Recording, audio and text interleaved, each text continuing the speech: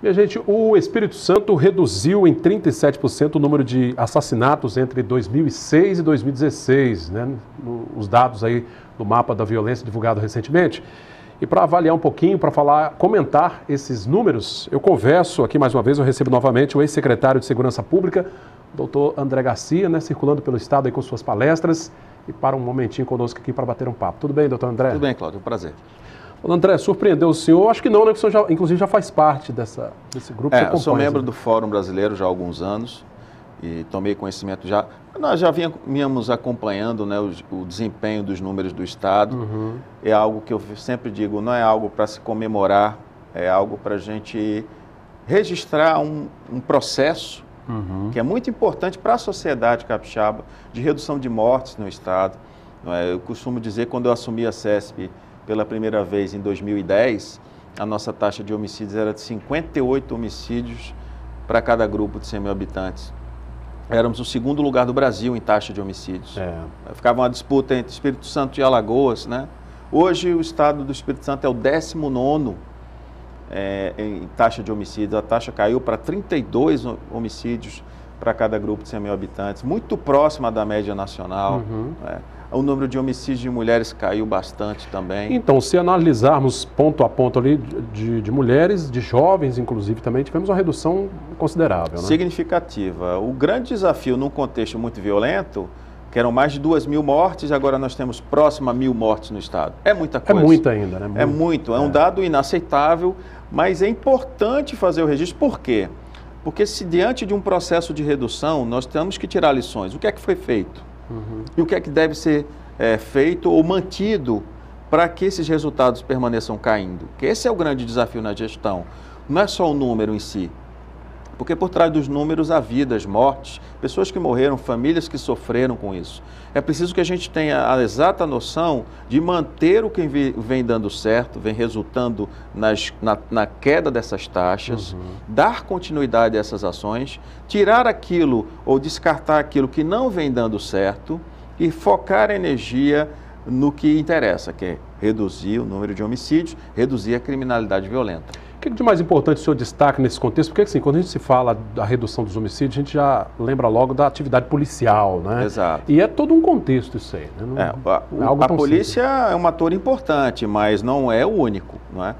No Estado fica claro que o investimento feito no sistema prisional, que resultou na construção de mais de quase 30 unidades novas, bem cuidadas e bem controladas, resultou no controle da população. O senhor diz isso porque a partir dos presídios há muitas ordens, por exemplo, claro, uma das premissas básicas para você controlar a criminalidade fora dos muros dos presídios, é você controlar os presídios, né? Não permitir que o presídio se transforme no escritório do crime, que de lá de dentro saem as ordens para matar, para assaltar as pessoas, para tomar pontos em disputas de pontos de drogas, que gera as mortes, gera a sensação de insegurança.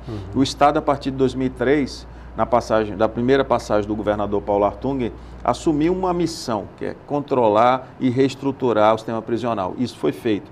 A partir daí, as ações de prevenção focadas em regiões mais vulneráveis, né?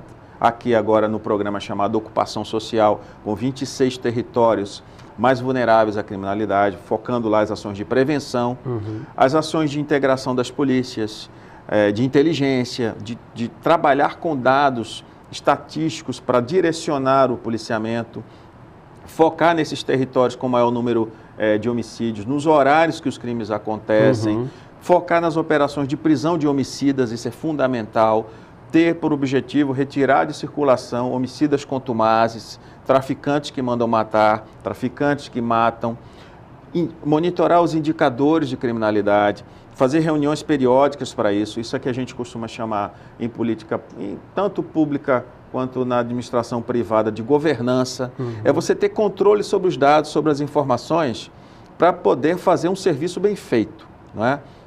E, é claro, a vontade política, a decisão política. Sem isso, sem a determinação, sem a missão muito clara que tem que ser passada para todos, olha, nós temos que reduzir homicídios, nós temos que melhorar a taxa de esclarecimento de crimes. A nossa taxa de esclarecimento de homicídios é uma das maiores do país. A média nacional é de 8% de inquérito de homicídios, a nossa é de 40%.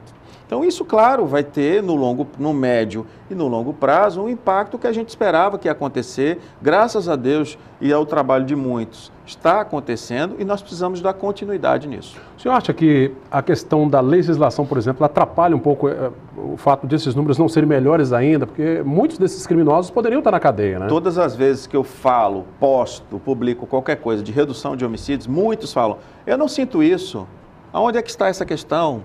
Que é a questão da sensação de segurança. A sensação de segurança ela é descolada do crime de homicídio. A sensação de segurança ela está relacionada a vários fatores. Um deles são os crimes contra o patrimônio, os assaltos, os furtos, os sequestros. E é nesse campo que está a frouxidão legal, que eu falo. A lei é fraca para enfrentar esse tipo de crime. A participação de menores, temos um estatuto que precisa ser revisto na questão da aplicação da punição, mais tempo de internação para crimes mais graves. Temos a questão das progressões penais, que na questão do patrimônio, do crime patrimonial, dos assaltos, dos furtos, precisa ser mais forte, precisa ser mais rigorosa. Temos a aplicação de penas que precisam ser revistas, enfim, você tem toda a razão. Há um ambiente legal que permite, ou que, eu digo até em alguns casos, que ela até estimula o cidadão a praticar crimes. O cidadão com uma impunidade, né? Exatamente. Ou de uma punidade mais no leve. final das contas, chama-se impunidade. E temos que enfrentar isso, porque a população não dá conta disso sozinha, a polícia não dá conta disso sozinha, é preciso ter um marco legal forte para que indivíduos que pratiquem crimes permaneçam fora da convivência social. Doutor André, com relação a muitas mortes, a gente sabe que estão ligadas ao tráfico de drogas, que ele extrapola as fronteiras do Estado, né? Não seria o ideal uma ação mais integrada, de nação mesmo, né, de todos os estados, para que esses números caiam no Brasil como um todo? Isso já passou da hora. Houve várias tentativas dos governos federais que passaram, de tentar integrar essas políticas. Nós temos que ter uma política clara de controle das nossas fronteiras, né? Para se ter uma ideia, o Brasil tem 17 mil quilômetros de fronteira. Os Estados Unidos com o México têm uns 5 mil quilômetros de fronteira com o México. Super controlada, né? Bem vigiada. O atual presidente até tem intenção de construir um muro, né, para separar os dois países. No caso nosso, a nossa fronteira é floresta, é rio, a dificuldade é maior, é claro. Mas é preciso ter uma política clara de ação e de integração das forças federais, no caso, inclusive com o uso das Forças Armadas, intensificar ações integradas de Polícia Federal, que é a Polícia de Fronteira, com as Forças Armadas, integrar com as polícias dos estados fronteiriços, porque nós temos um problema na América Latina, porque temos países vizinhos que são os maiores produtores de cocaína do mundo. A base aí para... Né? Então, se não tomarmos cuidado com as nossas fronteiras e a distribuição dessas drogas, que o Brasil é um grande entreposto de distribuição de drogas, e, portanto, é preciso patrulhar as rodovias, as ferrovias e os portos, vai ser difícil, porque, no final das contas, as consequências desse descontrole chegam aqui em Linhares, chegam aqui na região norte do estado, chegam lá em Vitória, inteiro, enfim. As polícias locais, elas trabalham com as consequências de um descontrole que vem desde a fronteira. Tá certo. Esse bate-papo com o doutor André Garcia, secretário de Segurança Pública, comentando aqui os números, né, as reduções que tivemos aí no Atlas da Violência divulgado, pegando aí os últimos 10 anos, né, de 2006 a 2016, redução de 37% no número de assassinatos, mas assim, pontualmente, em cada classe, nós tivemos boas reduções no grupo de negros, por exemplo, o grupo das mulheres, uma redução considerável. Para a gente finalizar, doutor André, o senhor também tem feito palestras aí pelo Estado, sobre os problemas aí que a gente tem enfrentado agora, né, nos momentos atuais, as fake news, né, essas notícias falsas que têm se proliferado e têm trazido um prejuízo enorme para todos nós. Esse é um fenômeno que é até recente, né, digamos assim, de 2016 para cá virou quase uma epidemia mundial, com as eleições nos Estados Unidos, com a saída da Grã-Bretanha da União Europeia, que foram dois exemplos do uso de informações falsas ou de meias-verdades que interferiram na escolha do eleitor. Olha o tamanho. E nós estamos com a eleição aqui à frente, não é? E tem muita gente disposta a interferir dessa forma. Eu tenho dito que tem gente que não se preocupa em apresentar propostas, mas sim em destruir a reputação alheia, em desinformar a população.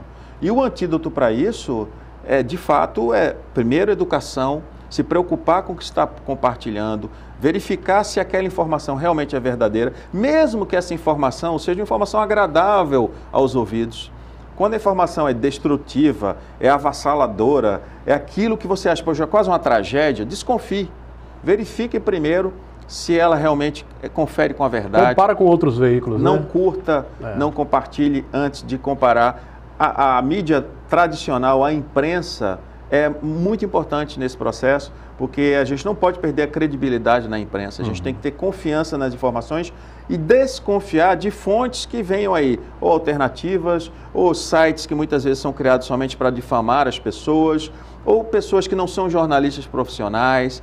Todas essas informações que vêm de fontes duvidosas, a gente tem que duvidar. O senhor acha que isso pode trazer um problema grave para as próximas eleições? Acredito que sim. Só é lembrar do exemplo que eu falei aqui da eleição do país mais poderoso do mundo, que informações falsas interferiram diretamente no resultado. E aqui no Brasil já há uma prática muito comum de pessoas que difamam os outros. Mas associada à difamação tem a meia-verdade, aquela coisa que é mais ou menos verdade, com insinuações, com notícias falsas, que juntada a isso, aí cria um ambiente que se o eleitor, se o cidadão não estiver se policiando, não tiver a preocupação de filtrar a informação, filtrar significa verificar se aquela informação procede, de onde ela vem, falando mal de determinada pessoa, e também olhar o seguinte: uma pessoa que se propõe a ser candidato tem que apresentar proposta e não destruir a reputação dos outros. Pois é, com relação às eleições, o ministro Fux, né, presidente aí do TSE, já se posicionou, a preocupação é grande com relação às próximas eleições, com relação a essas fake news, essas notícias falsas, né? Agora é algo realmente muito perigoso, colocar opinião sobre uma pessoa em rede social, em sites qualquer aí, que fulano é isso, é aquilo, até que se prove, aí, enfim, o estrago está feito. O estrago está feito, a imagem, às vezes, eventualmente, de uma pessoa de bem, uma pessoa que está ali no contexto para apresentar alguma proposta útil para a sociedade, e a gente perde energia com isso. Imagina o dado que o nosso cidadão aqui da região de Linhares, do norte do estado, pode ter na mão. O brasileiro compartilha por ano por mês, mais de 12 milhões de notícias falsas. É muita coisa. Pesquisa da Universidade de São Paulo. Então, muita baboseira, muita coisa que deveria ir para o lixo, que ocupa os nossos celulares, os computadores e o que é pior, ocupa o nosso tempo. Tá aí. A preocupação realmente é muito grande. Eu agradeço aqui o doutor André Garcia. Obrigado pela presença, por esse bate-papo, viu? Eu que agradeço, profundamente. A você da Grande Vitória que nos acompanha pelo canal 20 via RCA, eu agradeço a sua companhia de sempre. Pessoal de Linhares e região, continue participando conosco, mandando sugestões lá na nossa página, facebook.com/tvcimlinhares. Esta entrevista também fica disponível no nosso canal no YouTube, você pode revê-la. Para ligar para a nossa redação, aparece aí o número 3373-2000. Obrigado pela sua audiência. Sim Notícias, Linhares se vê aqui.